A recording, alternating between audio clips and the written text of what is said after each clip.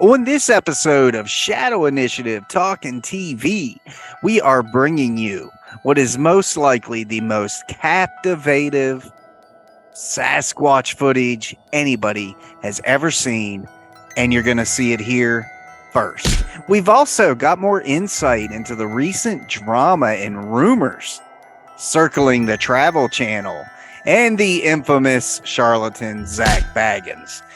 Definitely things you want to check out. Rick is bringing us all kinds of weird things.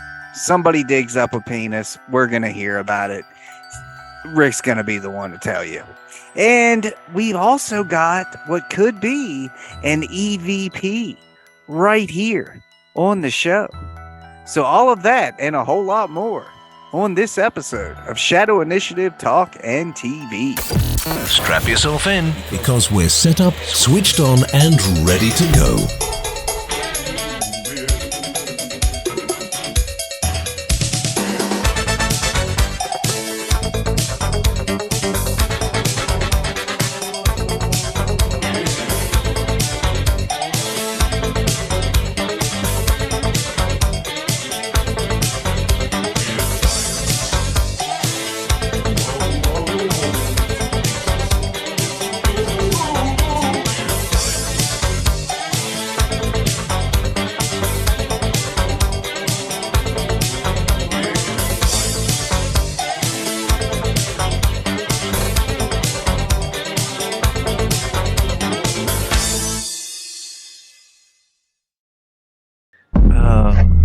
Turn it more to the right.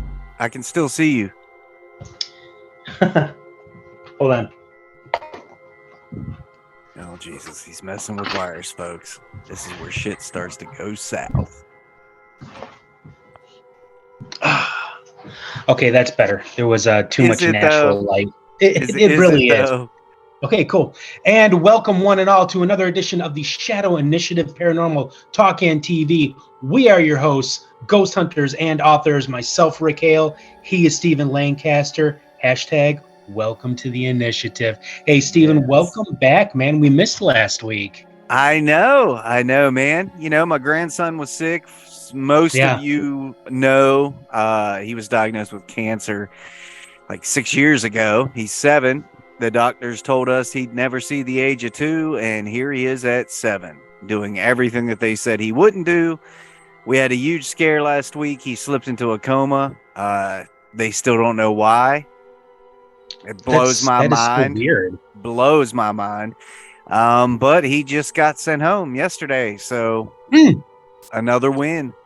He's home already? I thought that he was going to be. I thought he was going to be in the hospital for a few days. Yeah, they had planned on keeping him through the weekend for observational purposes, physical therapy, that kind of thing. But he passed all his physical therapy, walking, talking, cognitive stuff. And you're like, well, fuck, get out. That is extraordinary. I mean, yes, it is. I'm telling you, man, it's like Jamie and I, you guys are constantly in our thoughts, especially Tanner. Friends of ours lost their daughter to cancer a few years ago. And it's like, just, watching Tanner be relatively healthy and doing really well. It's really awesome to see that. I mean, he really is, for 7 years old, quite the survivor. Yeah, and an inspiration, man. Yes. I have Tanner in my thoughts all the time. And when I start to get discouraged at something or get upset at something, I actually take a moment and think, you know what? I'm not even, what I'm going through right now isn't even a candle to what this kid's going through, And he's helped me with that, because it's like, look, folks, don't take anything for granted. These little trivial things that we fight about every day and argue about, it's not worth it, man. Life's what's important. Yeah. And this absolutely. show. And this show. Yeah. It's when it comes to when it comes to family and health and stuff like that, the show will always be put on the back burner until that shit can get taken care of resolved, because family is el numero uno. Rick has put his foot down, ladies and gentlemen. You're goddamn right. So I use the word, Stephen, I use the word extraordinary. Well, first off, we got a lot to talk about today. And, but like I said, I use the word extraordinary. And Stephen, we received a video. Yes, we did. A friend. We did, from a friend on Facebook, as well as a listener, Glenn Laycock. He is a Canadian paranormal investigator. And I mean, he sent a video the other day that was astonishing. And, everybody always talks about the Patterson-Gimlin film, that it is like the best film, pertaining to Bigfoot. And you've seen the video. Yes, I have. I've watched the video, analyzed it over and over and over again, and it is the most extraordinary piece of evidence I have ever seen to back up the existence of Bigfoot. Of the Sasquatch. I did the same thing, Rick. I watched it over and over and over again. And I can honestly look at you folks and say, whatever is in that video is 100% flesh and blood. This is not a CGI trick. There's no computer effects. This is flesh and blood. It's incredible.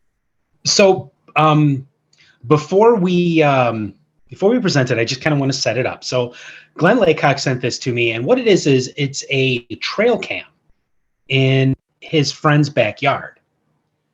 And, like him and his friend, they watch, whatever it is that comes through the yard, because they live out in, like most Canada is just, it's a lawless wilderness. But no, seriously, though, like they set this up so they can, watch things, and, deer come through, raccoon, whatever. They never expected what we are about to show you. So without further ado, Stephen, just go ahead and play this thing. And I'm telling you, folks, it is the most extraordinary, remarkable piece of evidence supporting the existence of Bigfoot you'll ever see. Guys, take a look at this footage. We will be right back. If this footage right here doesn't make you believe, if this footage right here doesn't make you click that subscribe button to our show, I don't know what is going to make you do it. But you guys check this out, and we'll be right back.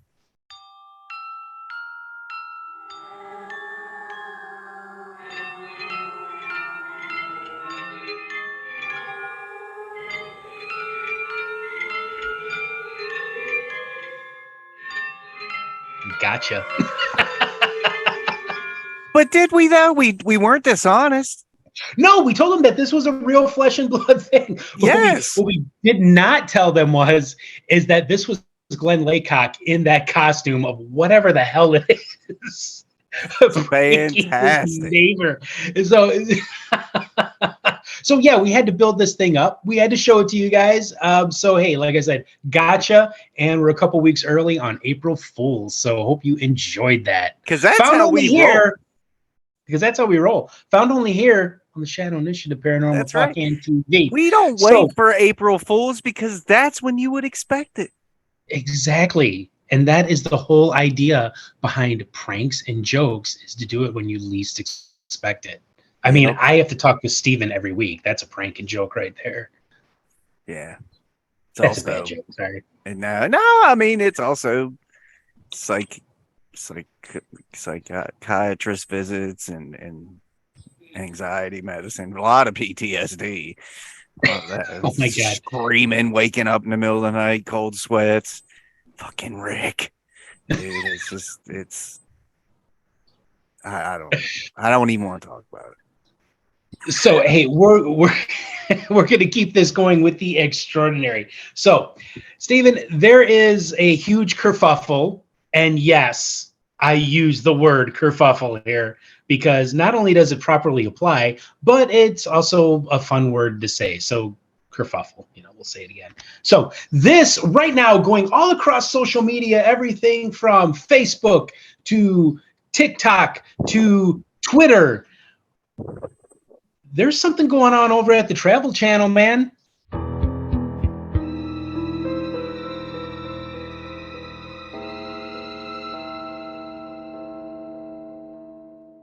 And there are shows that that have been on for years. As we all know, the Travel Channel, including Discovery Plus, is pretty much your one-stop shop for anything paranormal television related. So, but something weird is going on there. Several shows suddenly have, they've been told, you know what? Hey, sorry guys, you're out. Now, some of these shows are Kindred Spirits, Ghost Brothers, Portals to Hell, and the already canceled Holzer Files. Now, I've never watched any of these shows, Stephen. Have you? No. No. Because there's a reason we don't watch these kind of shows because, well, they're crap. So, but that's not why they're being canceled. Probably the reason that they're being canceled. Oh, did I also mention the incredibly terrible Destination Fear is also one that is about to be canceled. And at the center of it all is Paranormal Elvis himself, Zak Bagans. Yes. Now, yes. So here's what's going on over there. So all these shows, they're actually produced by Zak. Like this guy has got like, he's got like his own little private paranormal empire that he's running over there at the Travel Channel. And there he is holding up money, ladies and gentlemen. But here's the thing. All these shows are being canceled because, and of course, it's the unspoken thing. He's pulling like a paranormal entertainment Highlander over there at the Travel Channel and getting rid of these other shows because he wants to be the only one. He wants to be El Numero Uno, the big cheese. It's just not enough for him to have like the biggest show on there. No, he wants to have the only show that's on there. So, I mean, Stephen, what do you make of this that's going on over there at the Travel Channel? Well, I can say beyond a shadow of a doubt that this is all true. I'm not going to mention names, but I did get confirmation from somebody who is affiliated with the Travel Channel. Actually, you and I are mutual friends with this person. And I'm looking at their email right now. Portals to Hell, Kindred Spirits, Ghost Brothers, Destination Fear, 100% confirmed to be gone. Okay, wow. So I mean, that rumor. This is straight from a producer involved who asked me not to say their name, of course, and that's fine. But this happens to be one of the only producers I'll ever work with, and it's because she actually cares about this. Yeah. This person cares that real shit is being put out there, and this particular producer has no affiliation with the fraud shows, the Ghost Adventures, Ghost Hunters, anything that's a paranormal investigative show. She doesn't have any affiliation with, and it's due to her own morals and ethics and beliefs. And I think that's awesome. Yeah. But now, you know what? This is not without its, drama, of course, because as we know, paranormal TV is the one that actually drives the drama in the in paranormal land. But some of the people that are on these shows, including Dakota Laden, who, I mean, he actually owes his entire career to Zak. He put a video out on, I want to say it was Twitter. It was. Yeah, that, and you can watch it. We'll post this on our we can post the link for it right here. It's on Paranormality magazine, stating that hey, did Zak Bagans cancel the Destination Fear? he did, but he's not saying that it's anything about ego or whatever. Of course it is, because even though, Zach has decided to get rid of this kid, there's still, considerable amount of ass kissing that happens here. But yeah, this show has been canceled, among others, because Zach wants to be the one and only. He wants to be the only one. So, and now we have Nick Groff, who left Ghost Adventures years ago. He's been putting out these videos, saying what an incredible fraud Zach is.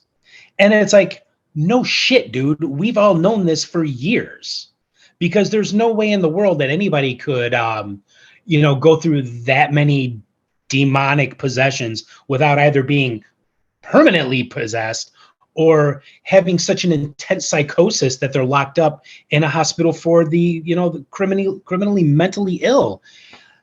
So it really comes as no surprise to the rest of us that this is coming out. So I got a question. Is this going to be the end of Mr. Paranormal Elvis himself?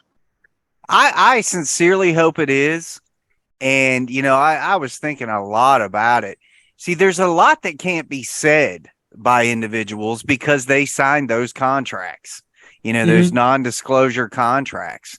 And I can guarantee that the charlatan that Zak Bagan is, he's good at it. So you can bet every I is dotted, T is crossed with every person he's affiliated with that there's some form of protection for him for defamation. And see, defamation that is very, very difficult to prove, because he can't exactly take people to court for calling him a fraud when he is. Right. So that's not defamation. Defamation's when it's false and it's costing you money. When somebody spreads a rumor and you're losing jobs, basically, that's defamation, and that can be taken to court. But when you're doing what he has done since he's popped out into the entertainment world, he can't actually come at us. He can't come at Nick Groff or anybody who is telling the truth. Right. And that happens to be that he's a charlatan and a fraud. So here's my thing. And people may kind of laugh at this, but honestly, the way things have been going in the media, lawsuits, just the whole legal side of things, I want people to sit back for a moment and think about how much money Zak Bagan has made being a liar. How much money you personally, I'm not talking about you, Rick, I'm talking about people at home that watch Ghost Adventures, who have bought a t-shirt, a hat, who purchased anything Zak Bagan's brand, a ticket to his museum, anything. They could actually sue because of misrepresentation, false advertising. Oh, yeah. Absolutely. I bought a ticket to your museum because you said everything in here is haunted and it's not. You see what I'm saying? I bought your t-shirt believing that you were truly a honest paranormal investigator, and you weren't. I supported a lie. And I guarantee you there'll be some people that do it. Oh, yeah, absolutely. If there's one thing that I've learned, in like the last 20 years, I mean, you and I, we were both involved in this way back in like the 1990s, like the early to mid 1990s. Right. So it's like, we remember what it was like before all of this happened.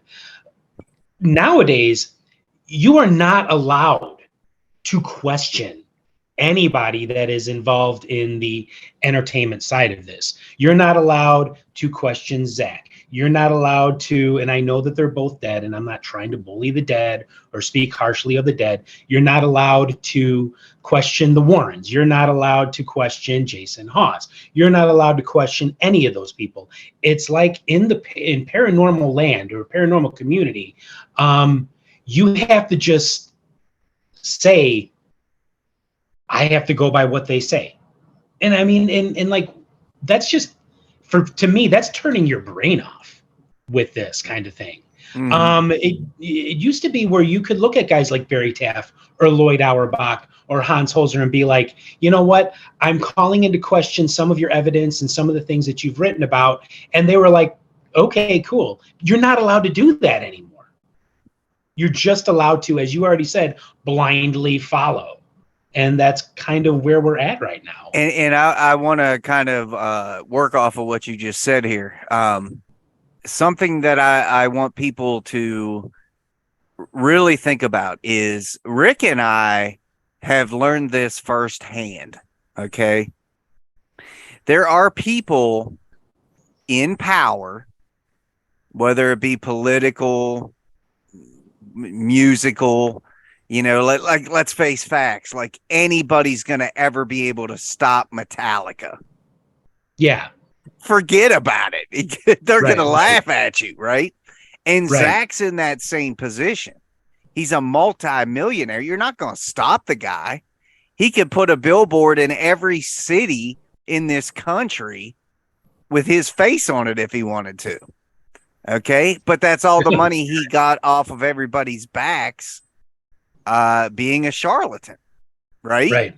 So what you got to think about is Zak's a bully.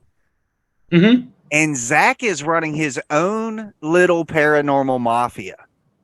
And the reason I say it like that is it's do it our way or you're not going to do it at all. Mm-hmm.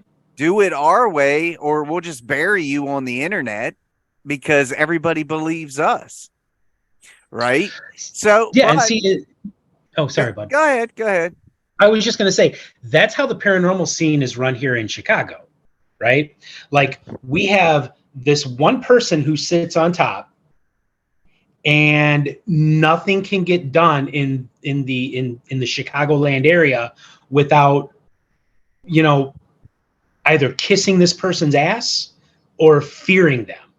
Mm-hmm. And it's like, I refuse to do that, man. I refuse to allow the bullies to dictate what it is that I do and what I say. And I think that we do that here at the Shadow Initiative. We don't allow the bullies to dictate what we do and what we say. Well, and you got to think too, the point I was getting at is Rick and I have experienced this firsthand. Now I'm not going to use names because we're just not going to roll that way. But Rick and I had an opportunity with a network that wanted this show. And Rick and I entertained the idea and we basically said, look, do you really know what this show's about? Yes, we've watched this episode, that episode. Okay. All right. You understand where we're coming from. Okay. So Rick and I do a pilot episode, which would be the start of a new season on this network. We send the pilot episode over to this network, and then my phone starts blowing up with one of the producers.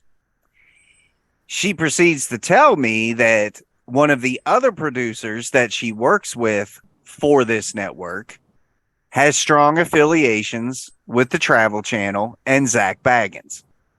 Mm-hmm. And that we would not be permitted in any way to bring up Zak Bagan in our shows. Right. That we can't slam him. And she tried to play politics, even if it's true, even if we know he's doing this, that, or the other thing. So here you are, as a producer on another paranormal network, admitting that Zak is full of shit, but you're telling us we can't call him out or say anything negative about Zak Bagan to be on your network. Dude, that is some kind of control. Yeah. That is some kind of control, man.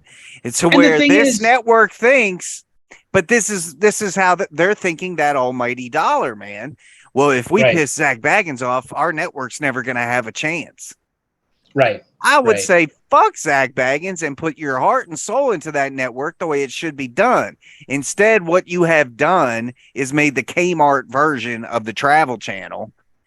And it's out of fear of Zak. He's going to keep you right there. He's going to keep you right there. You're competition to him, and you're protecting him.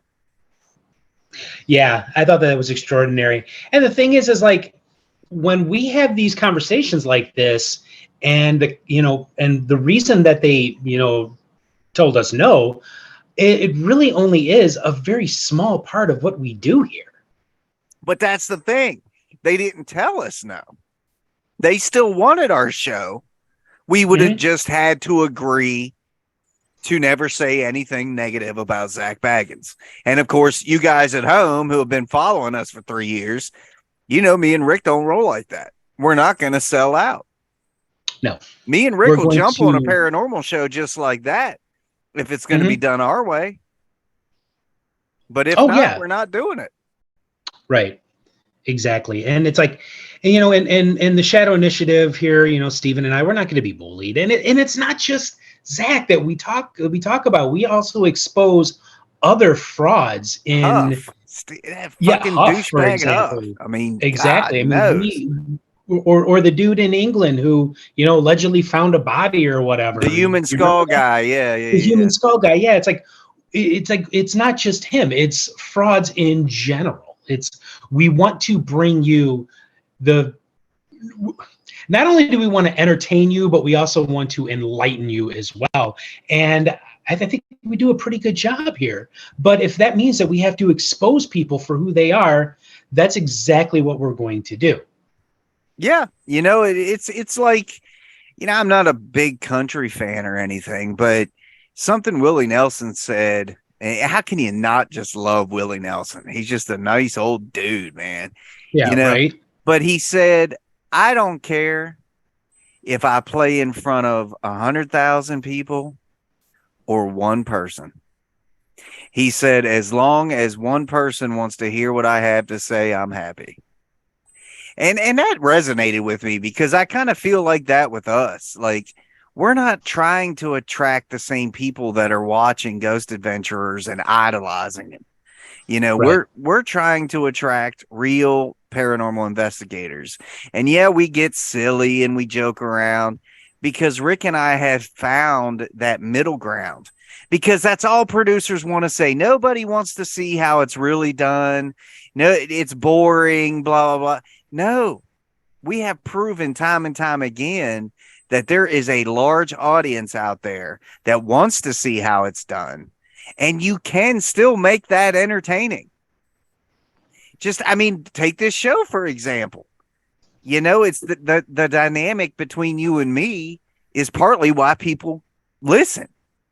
Right. We could probably be talking, this could be a show about movies, but people just like the Rick Steven dynamic, Right.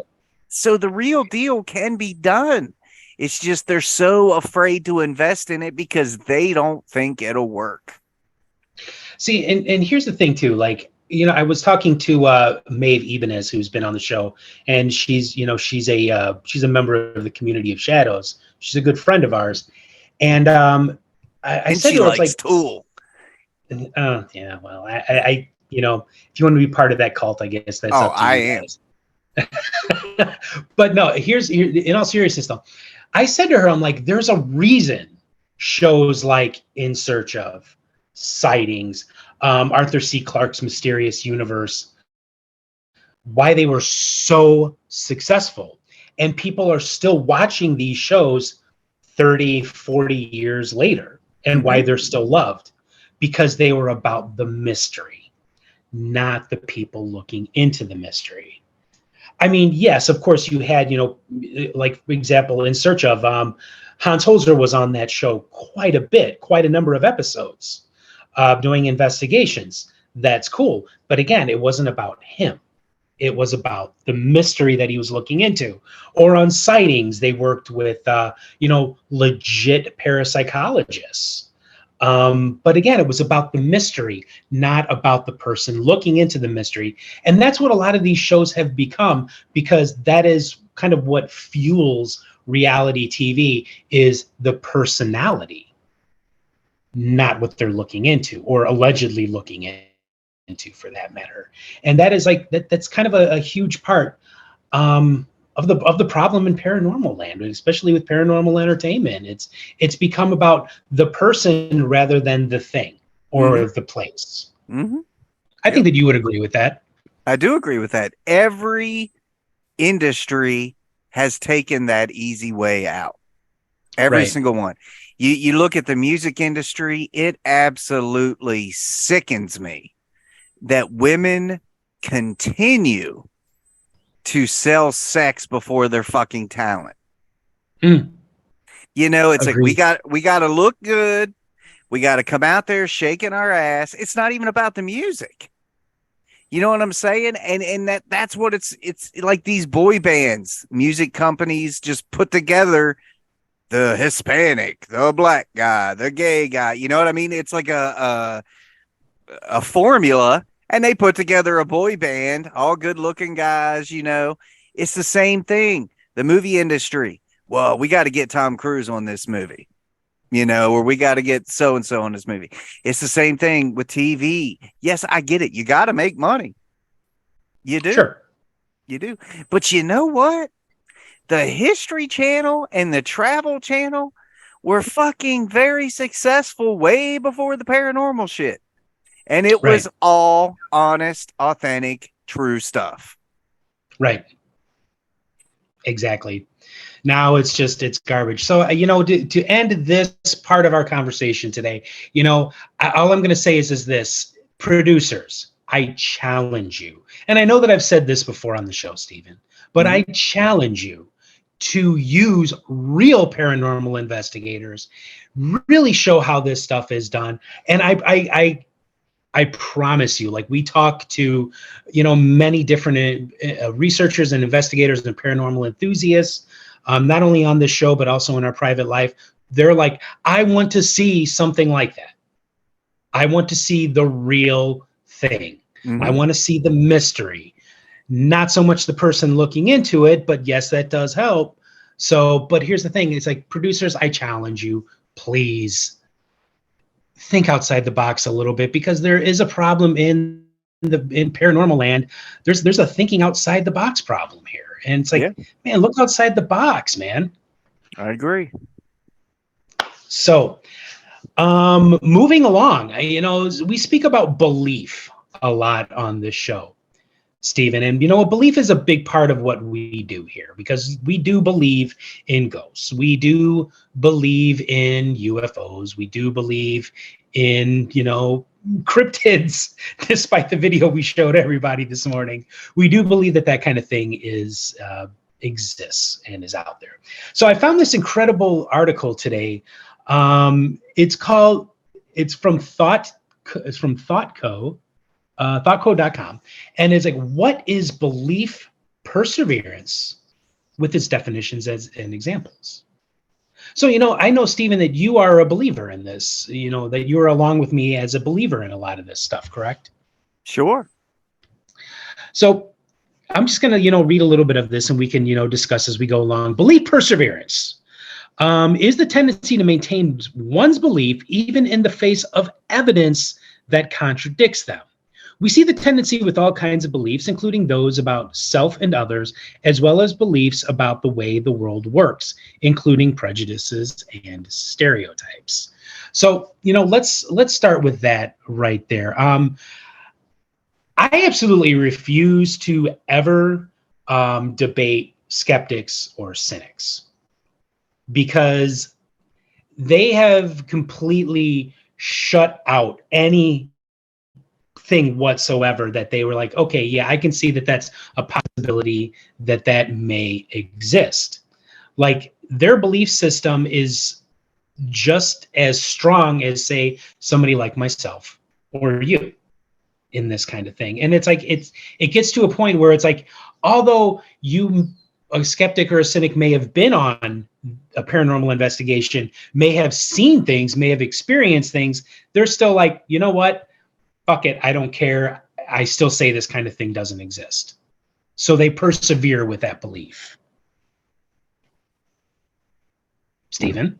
I mean, I agree. We talk about this all the time, that it goes back to that old saying, love is blind. Mm-hmm. You know, and I get so frustrated, man, with like family and good friends when I see them buying into some kind of bullshit. And no matter what evidence to the contrary you present to them, they refuse to believe they're wrong. Right. And Zach, you know, is a great example of that. There have been countless videos, audio clips, former castmates, all these producers saying it is fake. He is a fraud. Yet, and same thing with the Warrens. People that's got a good head on their shoulders who are actual real investigators know the Warrens made it all up. It was all fucking fake. You know, it's not to be mean. That's just the truth. People need to stop thinking that the truth, because you don't like what that truth is a dig. It's not. Right. It's not a dig. Oh, Stephen, I've actually been told in the past, oh, well, you're just jealous. Yeah. Oh, Jealous God. That's of the number what? one. That's the number one. Yeah, that is like, you know, and one of the things that I hate more than anything in this world, is a biggest pet peeve of mine, is people who play the victim. Like, I hate that.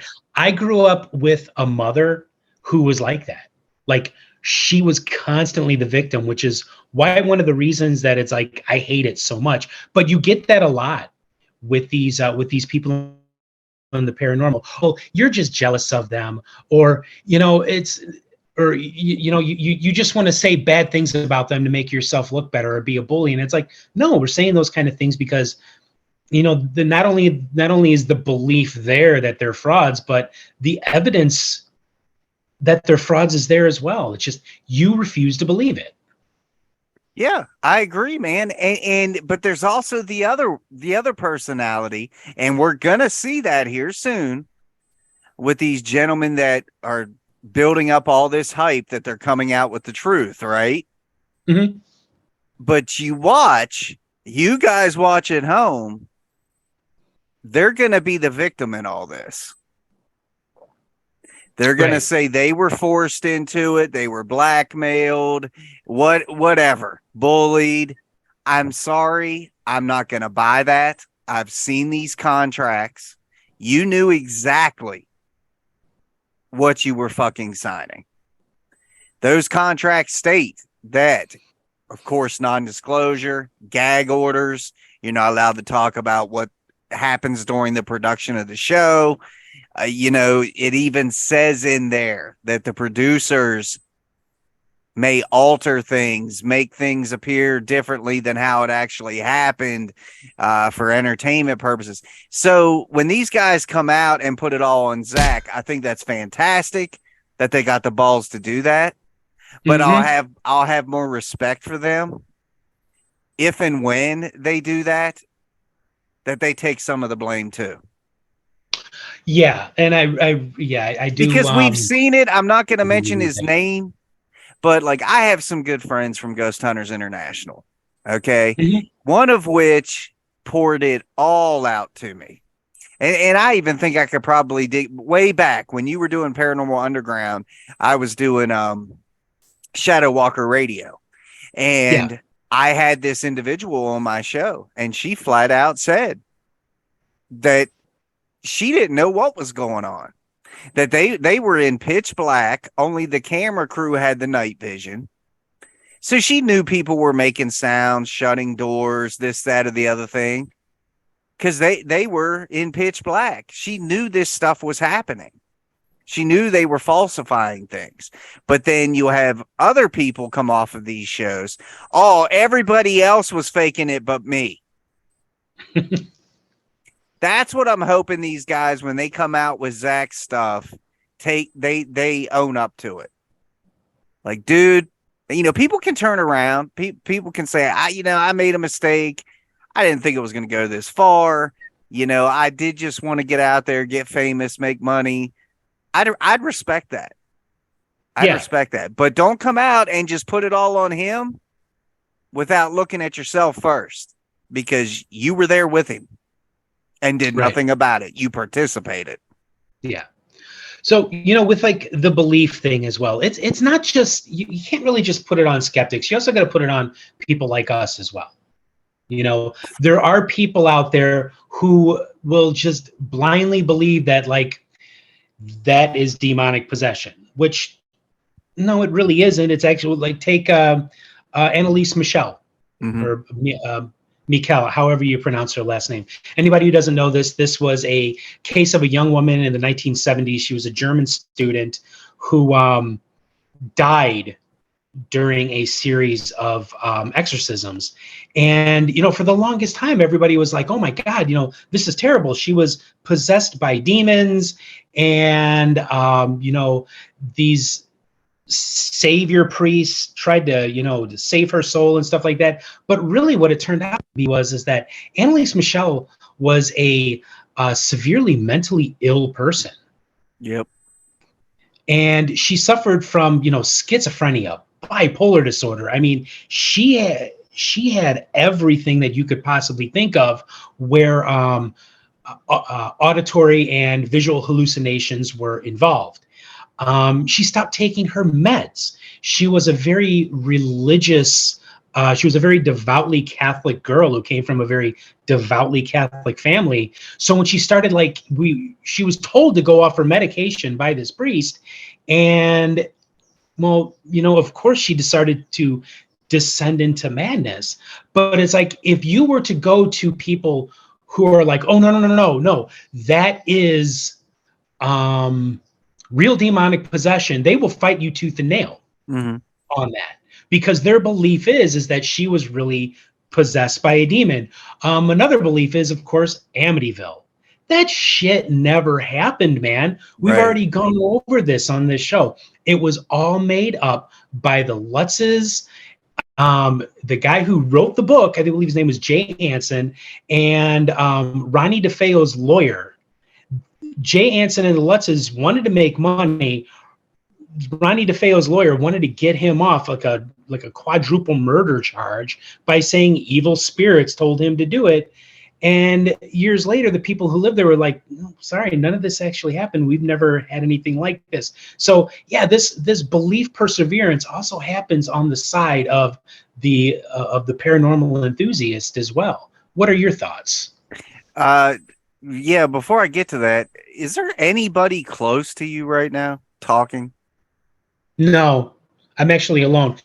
You might be hearing the washing machine in the background. Nah, definitely. I'll have to watch it back. I just took note of the time. You were talking, and it sounded like somebody underneath your voice said like a word or two. So, It's interesting that you say that, because I'm really hoping that there is something there. So, yeah, we have been experiencing some weird stuff in our house lately. Last year or the year, I think it was last year, I told the story about how I was laying in bed and I saw the woman come walking off the stairs. Like, I was wide awake, man. I was like perusing through Facebook, reading posts and stuff like that, posting myself. And all of a sudden I see like this woman come walking off the stairs, and it wasn't Jamie because she had left for work and Theo was still asleep. Yeah. You remember that, right? Yeah. So last week, Jamie and I were sitting in the front room, living room, for those not from the Chicagoland area, we call it front room here. We're sitting in the front room, and all of a sudden we start hearing like these weird knocks and bangs in the house. And one moment it sounded like I could almost hear what sounded like footsteps. And like, we're just sitting there and we're like, what is going on here? This is so strange. So here's what we think may be happening. The people who lived here before us, the Binghams, the husband, he died, like 20 or 30 years ago. And the woman that I saw coming off the stairs, who I believe is Mrs. Bingham. I'm kind of starting to wonder, because we recently were told that we have to move out of our house come October. Yeah. Yeah, because they're going to be knocking it down. So we're going to be looking into, buying our own place. But I'm kind of wondering if everything that's going on in the house right now with these bangs and footsteps and maybe even these voices, I'm kind of wondering if maybe, the Binghams are not happy that we're leaving. And that the house is getting leveled.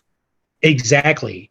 So I'm really hoping that you can play that back, because I would love to hear it, because that is my belief that the Binghams are here and they're not happy that we're leaving, because we always kind of figured that they liked having us here. Well, I know you won't be able to hear it, but I'm going to loop that right now for our watchers and our listeners a couple times, just so maybe I just kind of heard some, you know what I'm saying? But it literally sounded like a man underneath you, just like a word or two. So I'll loop that for you guys. She was a very devoutly Catholic girl who came from a very devoutly Catholic family. She was a very devoutly Catholic girl who came from a very devoutly Catholic family. She was a very devoutly Catholic girl who came from a very devoutly Catholic family. She was a very devoutly Catholic girl who came from a very devoutly Catholic family. All right, you guys just check that out. Me and Rick will look into it a little bit more and see. Maybe we'll talk about it again next week or more, of course, on Facebook and on our group page. But yeah, Rick, the whole belief thing, it's, you always come across like you're being negative or mean. Again, it goes back to what I said, just when you're saying the truth, even though it may hurt, that doesn't mean you have sinister intent behind what you said, but when you have these folks that, man, you could have a picture of Zak with fishing string, moving something. You could have anything. And they'd find some kind of rationalization in their head as to why Zak was doing that, and he wasn't being fraudulent.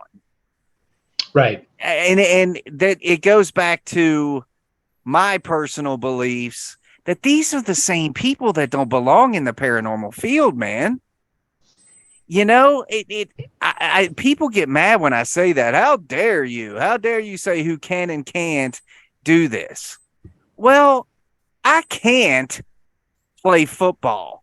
I sure as shit am not going to go try. You know what I'm saying? I'm going to get my ass kicked.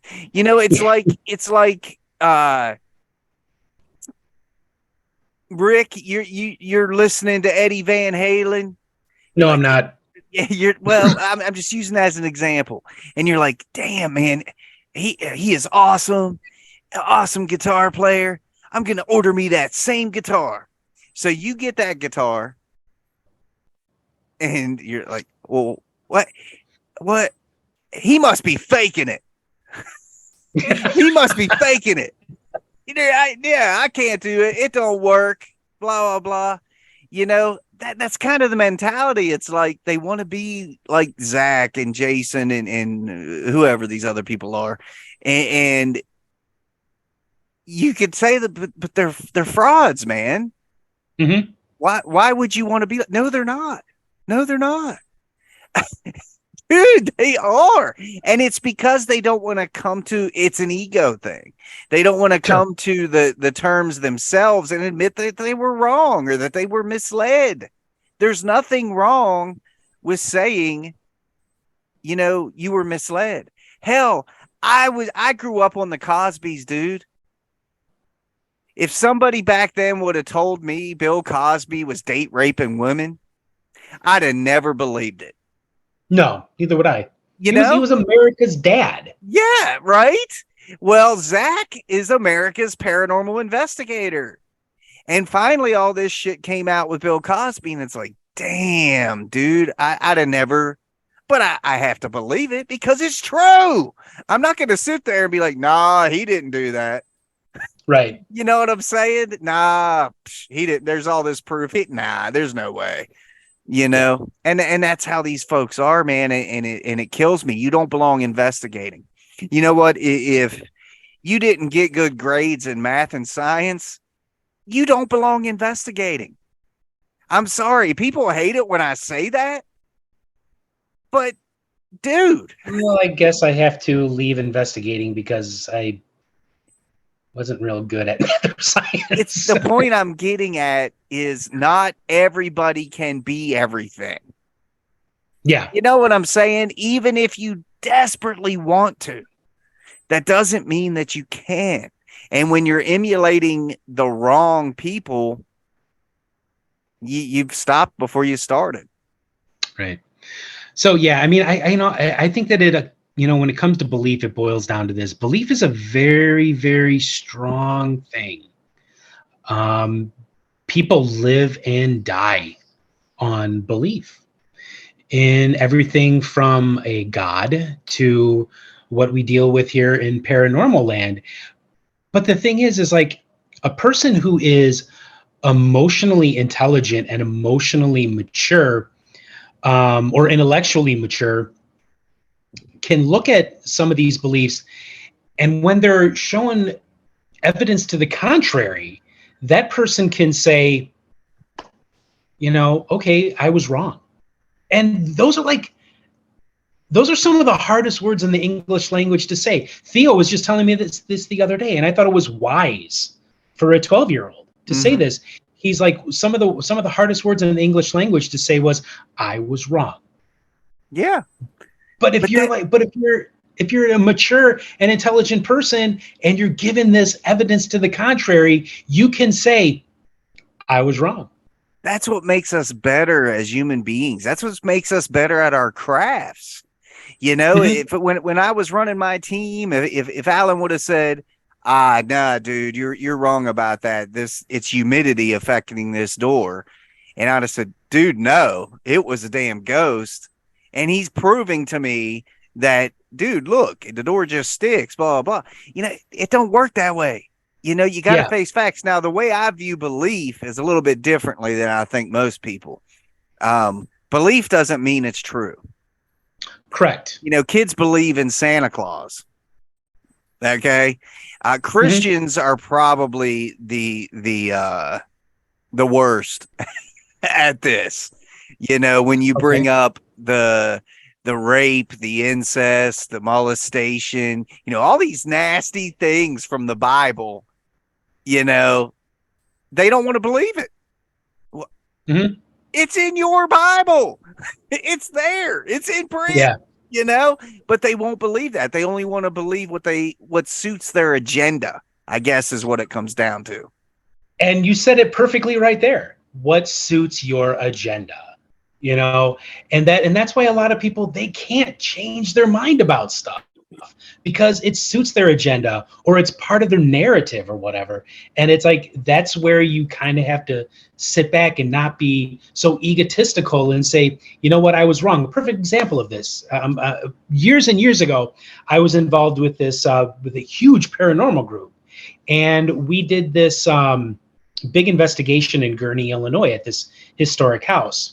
Well, in one of the pictures, you can see a woman staring out of the window. So the founder of the group, he was one of those ones, it was very difficult for him to change his mind about stuff. And I'm looking at this very solid woman standing in this window, and I'm like, but that's so-and-so. She's an investigator with our group. And I knew it was her. And I asked her, I'm like, is that you? Because it was kind of blurry. And she's like, yeah, that's me, because that's the color of the nail polish I was wearing on my nails that day. And I'm like, I know it's you. So I went back to the founder and lead investigator of the group, and I'm like, this is such and such a person. He would not have any of it. Like, it could not wrap his brain around that this was not a ghost, that this was in fact one of his investigators. And it's actually one of the reasons I left the group, because it's like, if you can't change your mind change your belief after being presented with evidence to the contrary, then this is a group I don't want to belong with, because I want to have my beliefs challenged. I want to have the things that I say being challenged. I want to have people do that, because if you can show me something that is evidence to the contrary of something that I said or something that I claim that I saw or caught, I want to know. Please, I invite you. Tell me. And that's what a lot of people in paranormal land have a problem with. Their belief is so strong, any evidence to the contrary, it's not going to change their mind. Yeah, I agree, man. And that's where the belief perseverance comes in. Join the hosts on Facebook at facebook.com/welcome to the initiative. That's facebook.com/welcome to the initiative. All right, welcome back. You are tuned in to the greatest paranormal show ever, Shadow Initiative Paranormal Talk and TV, with my good buddy, paranormal investigator and author Rick Hale, and of course myself, Stephen Lancaster, who really needs no introduction. But so we've been talking the frauds of the world and some interesting things on belief and this, that, and the other thing. But you followers of our show know that we have the thing called segments, and one of them is Creature of the Week.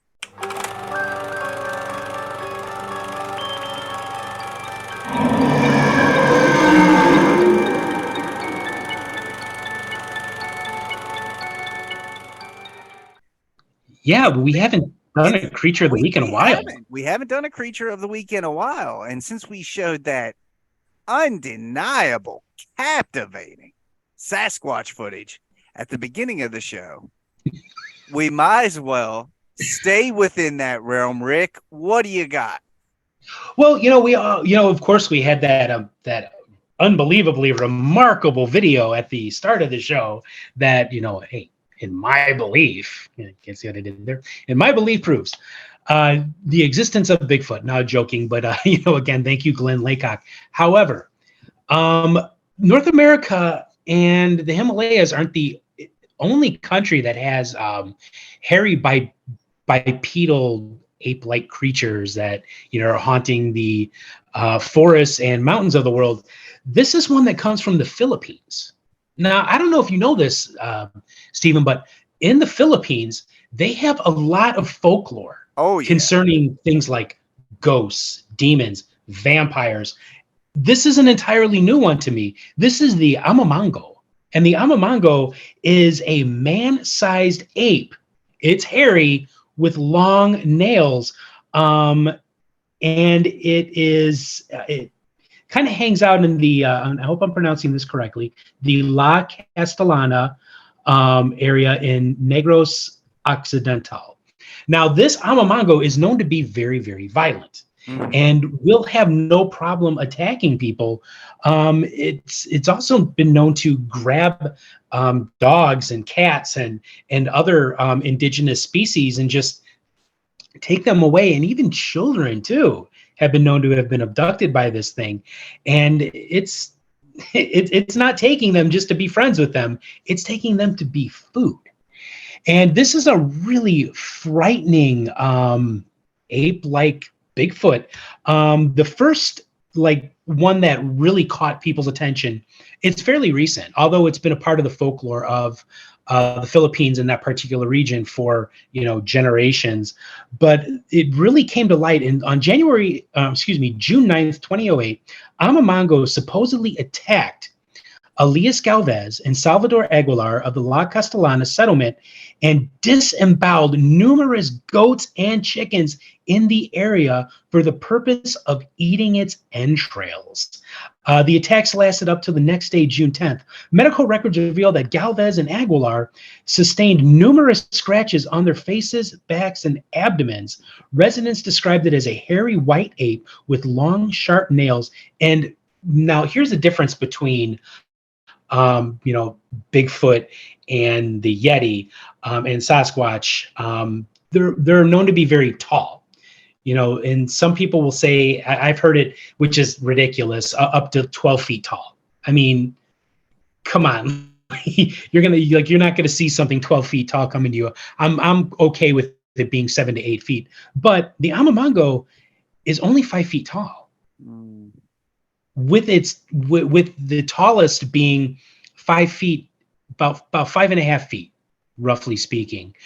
So there aren't any kind of species like this in the Philippines. There aren't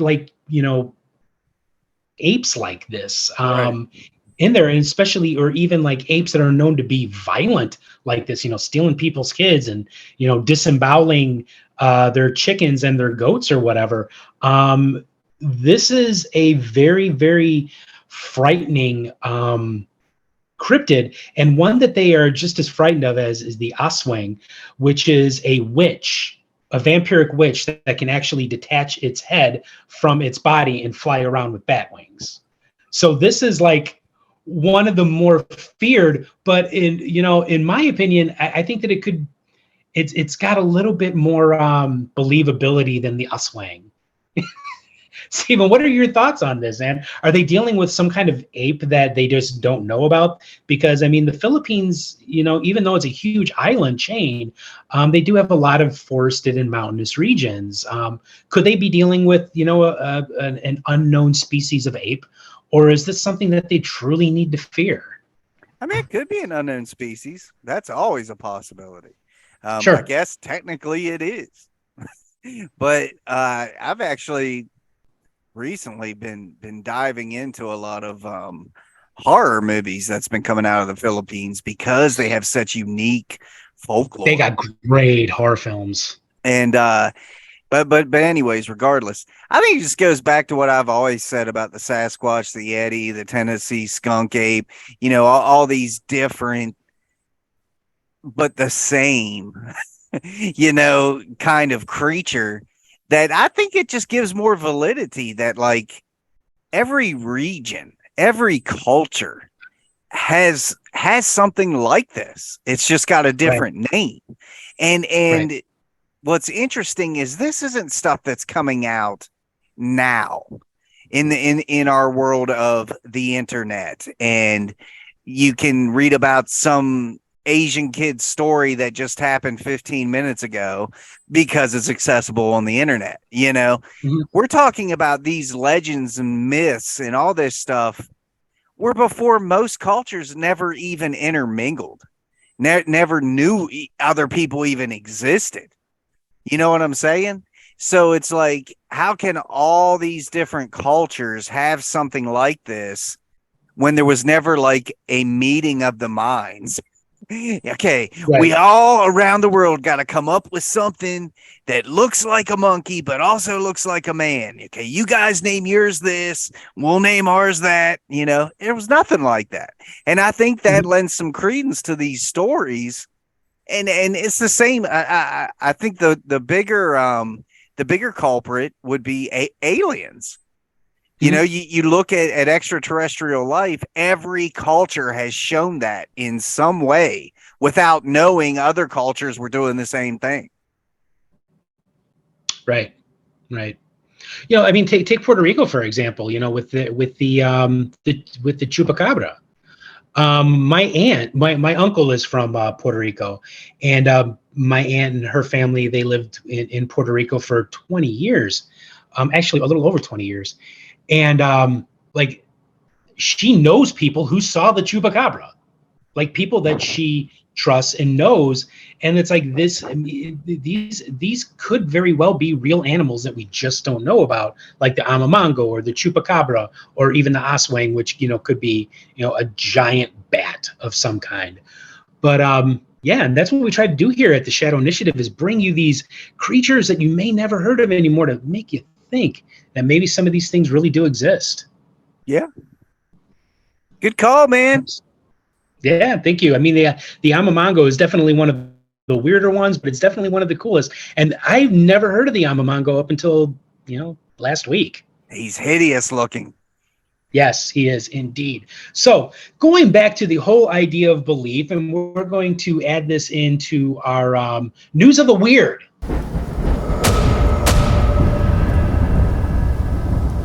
Segment. So here at the Shadow Initiative, we like to bring you news stories that you may not see on your evening news.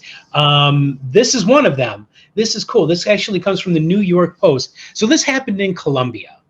And I found this earlier in the week, Stephen, and I sent this to you. 28 girls hospitalized with anxiety after playing with the Ouija board. Now, before I get into this, what are your thoughts on the Ouija board? Do you really think it is a portal to hell and demons, or do you think it's just a harmless board game that's sold next to Monopoly and Chutes and Ladders? Yeah, I think the commercialized version of it is definitely nothing more than that. It's just something to goof around with at a sleepover when you're a teenager, But I think anything could be used as a tool for communication, etch a sketch, Agreed. magnetic letters, whatever.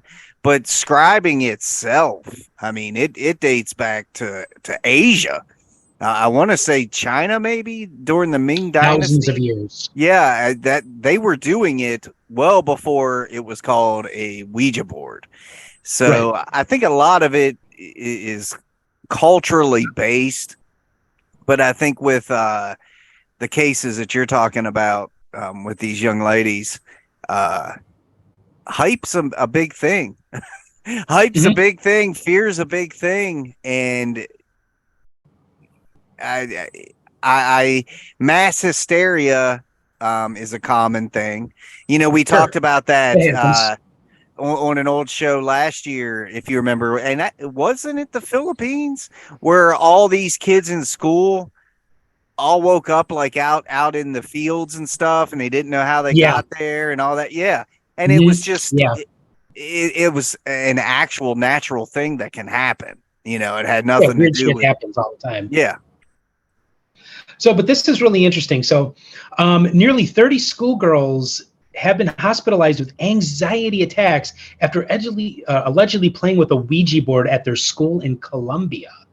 It goes on to say there are 28 possible cases of anxiety in school students, said Hugo Torres, head of the Galeras Educational Institution in Galeras, where the incident took place. According to the outlet, alarm bells went off after the girls reportedly suffered signs. Fainting, anxiety, and other symptoms. And some of those symptoms are, of course, nausea. So I'm not going to go any further because this really isn't that long of an article to begin with. But here's what I'm thinking, okay? Colombia, although itself is very much an emerging nation, it's still kind of stuck in what people would call third world nation status, although they are trying to, emerge and become a little bit more political and a little bit more industrialized. So here's what I'm thinking what this is. Everything that they say in this article, all of these symptoms are consistent with being exposed to low levels of carbon monoxide poisoning. And I think that that's what's happened here. But unfortunately, they're going to continue on with this narrative that these girls, that their symptoms were caused by, demonic spirits or whatever coming through a Ouija board. So you will never hear about what this was exactly. Yeah. It happens all the time, man. Right. It's like I want to dedicate an episode to just the weather. Because barometric pressure has an effect on the human body. And I get such a headache when there's extreme extreme shifts in the barometric pressure. And not only that too, a lot of our listeners already know this. I'm an amputee and I wear a prosthetic limb in order to get around. And when there's like real wild shifts in barometric pressure, my residual limb or stump, it hurts so bad. So yeah, I mean, definitely the weather does play a part in it. So when with that being said, when was the last time you ever heard of a paranormal investigator logging barometric pressure in their case file? Or are they even logging a case file? There's two questions for you. Sure. And there are certain things that you should be out, on the lookout for when you are doing paranormal investigations. Barometric pressure, humidity. Mhm. Humidity can, cause squeakiness. Your windows. Maybe you need to call somebody in to, seal them off a little bit better so, you don't get that cold breeze that comes through. We live in a 100-year-old farmhouse, and man, it gets cold in here sometimes. Hey, Or barometric pressure is no joke, man. At I certain know there's at certain levels, it can affect your heart rate. It can make you dizzy. At certain levels, it can make you hallucinate. It can Yep. make you pass out. And these are all things people claim to have happen on an investigation. So, do these people that claim these things happened, did they check weather, what was going on at the time?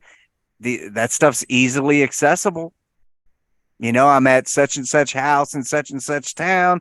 Let's see what the barometric pressure is right now, so we can rule that out.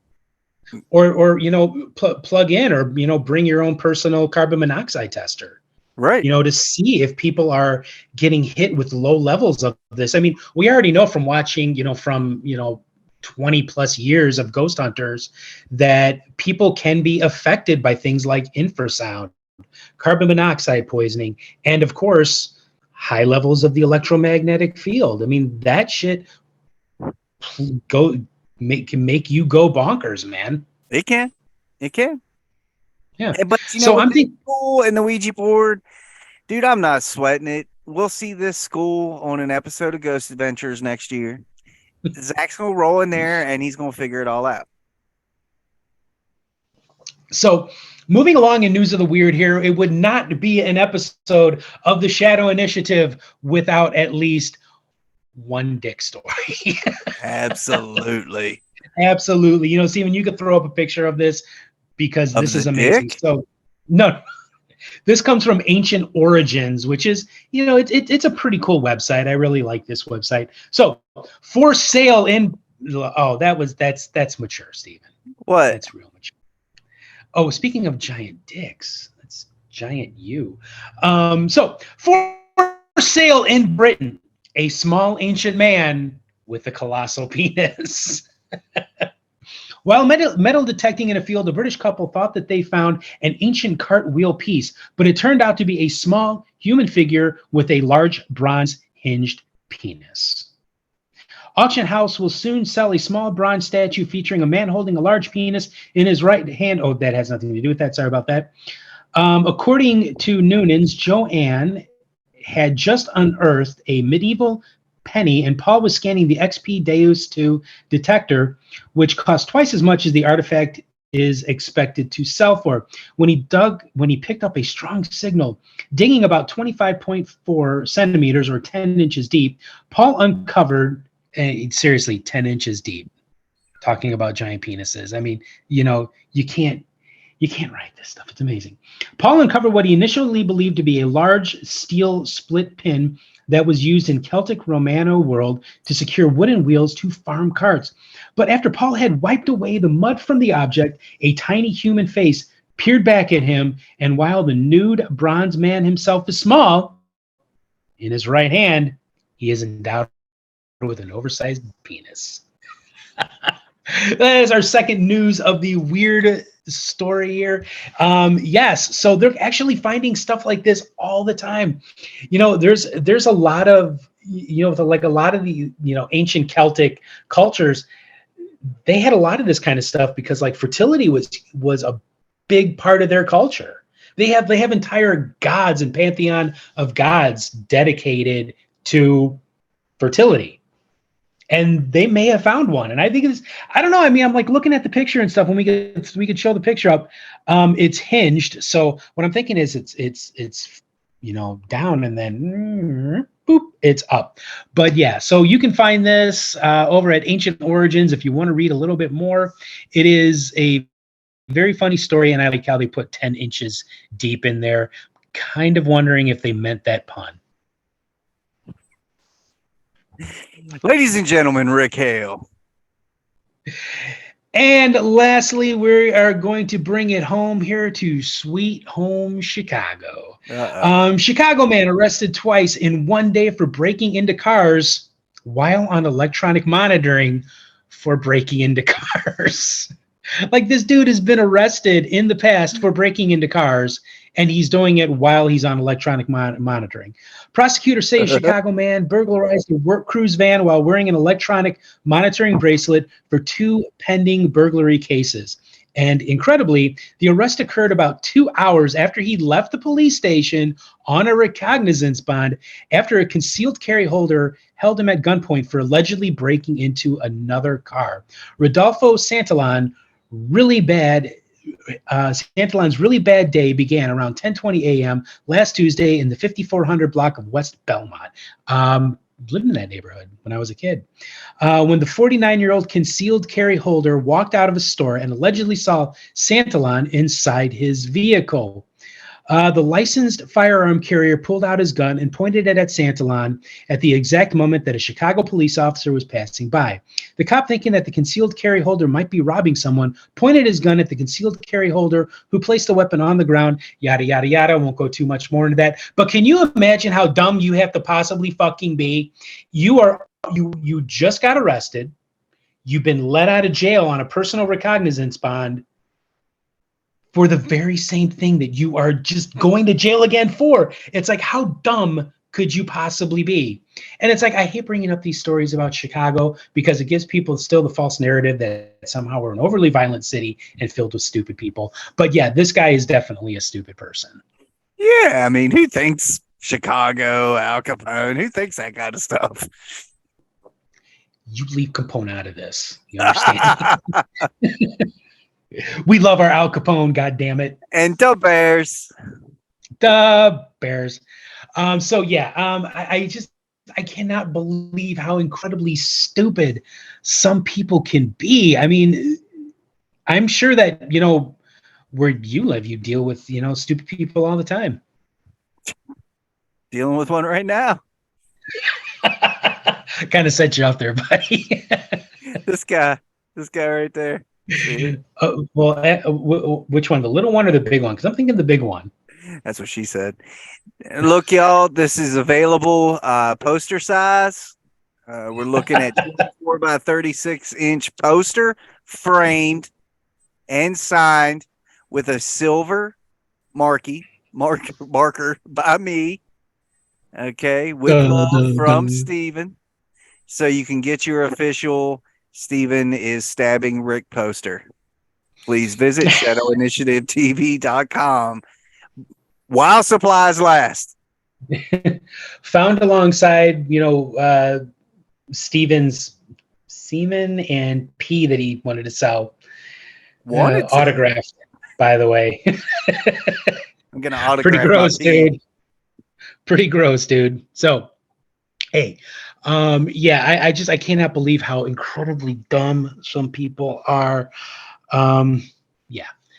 So there's that. Okay, well, fantastic. Yes. So, hey, we talked about belief today. We talked about a lot of different kind of stuff. Ouija board attacks, the fact that a lot of people out there in paranormal land, they really love their frauds. They do. They do. So I think, Steven, it's time for a little Ghost Watch. You do it to it.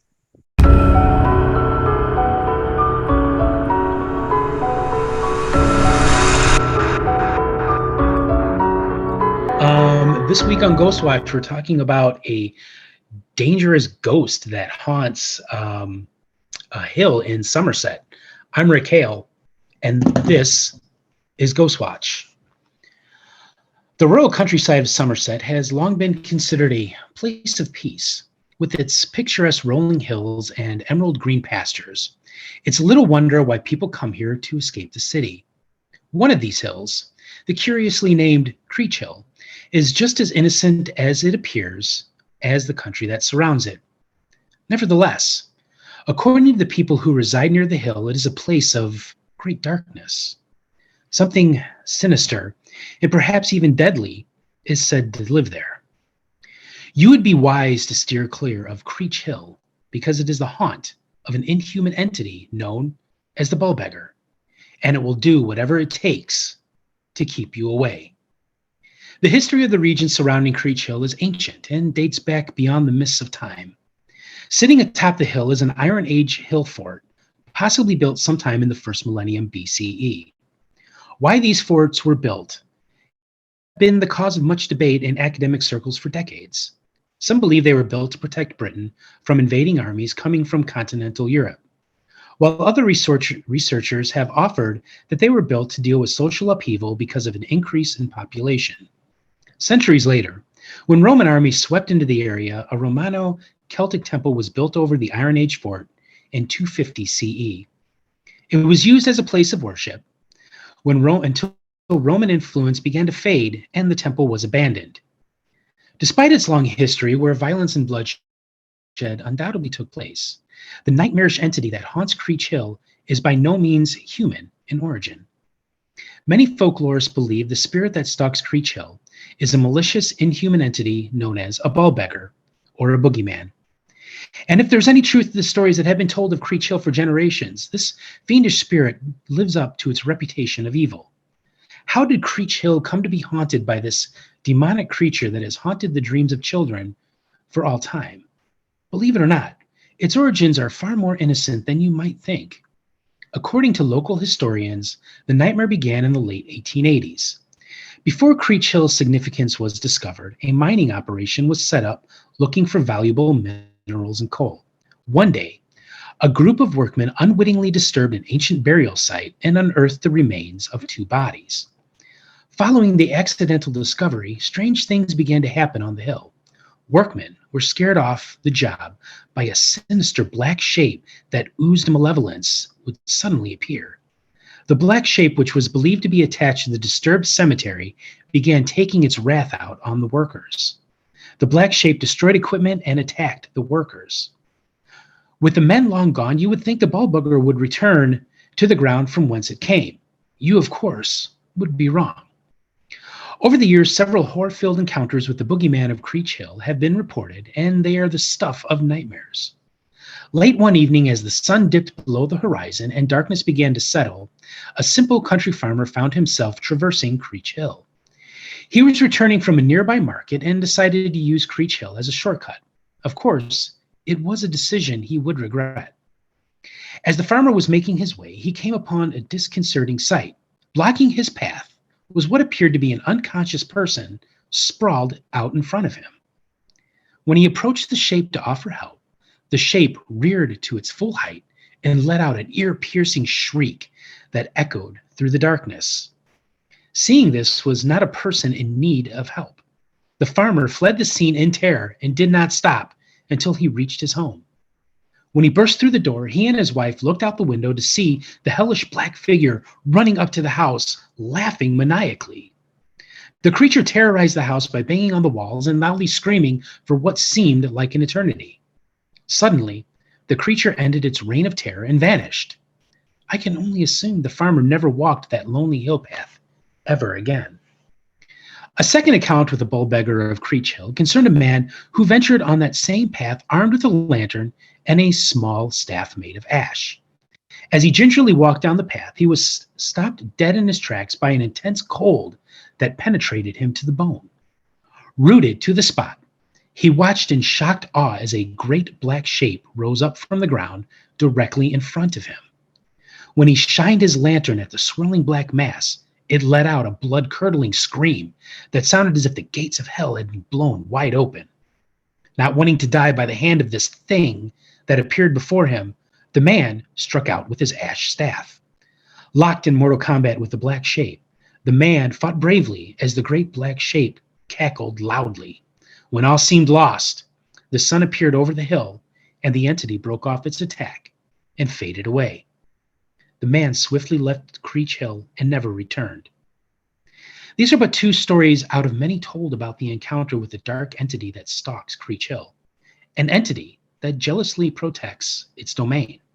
So I say, let them serve as a cautionary tale to stay as far away from the seemingly innocent hill as possible. I'm Rick Hale, and this was Ghostwatch.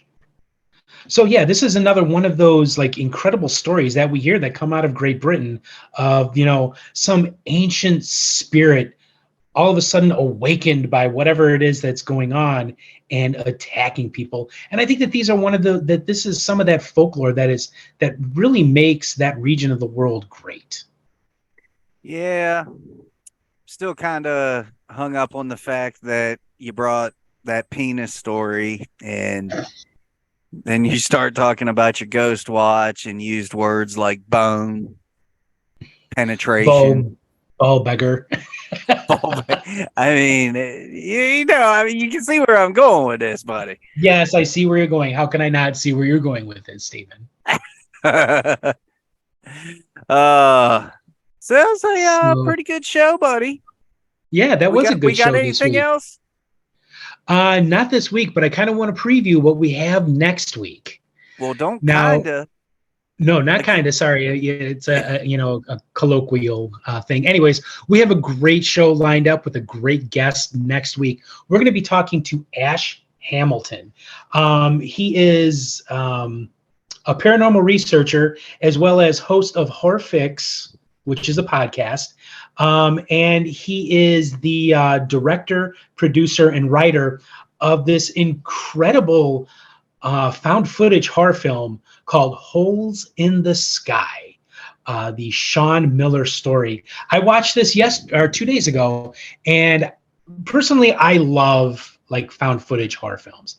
This one is great. This is all about alien abduction, and it was a lot of fun. It was a fun movie to watch. Had some really scary parts of it. And next week we'll be talking to the creator of this, Mr. Ash Hamilton. So it's going to be a really great show next week. Cool, man. I'm stoked. Yes, you are. You know me. I am a sucker for horror. That's why I sit here with you for 90 minutes every week. I know you're cruising for a bruising, right?